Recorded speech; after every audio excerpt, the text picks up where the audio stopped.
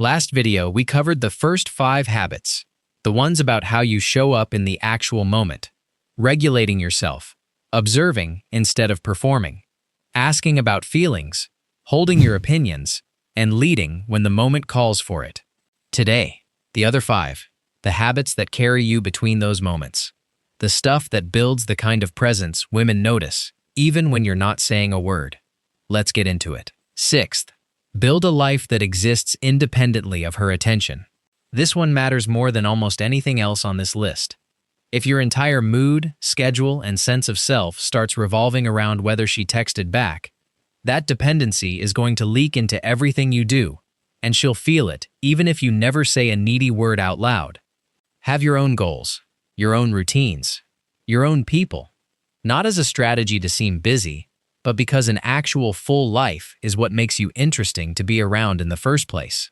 7th, master the pause. Silence makes most guys panic.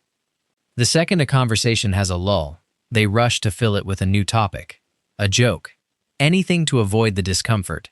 But silence isn't the enemy. Rushed energy is.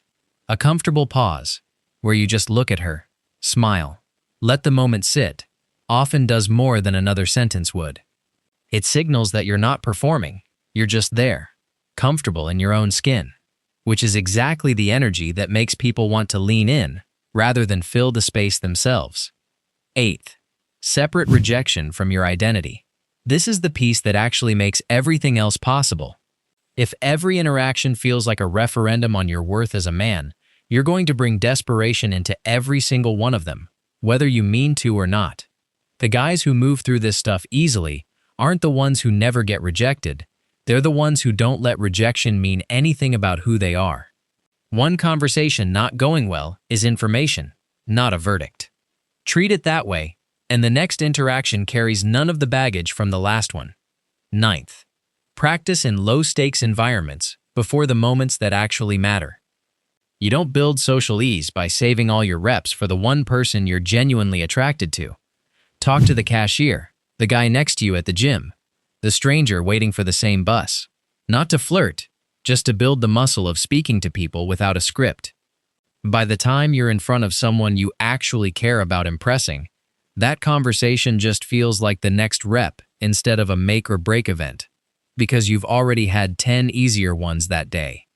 And 10th, the one that ties everything together, consistency over intensity. A lot of guys try to fix everything in one night.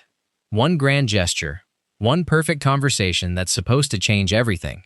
That's not how this works. The guys who actually build lasting attraction are consistent in small ways over long stretches of time.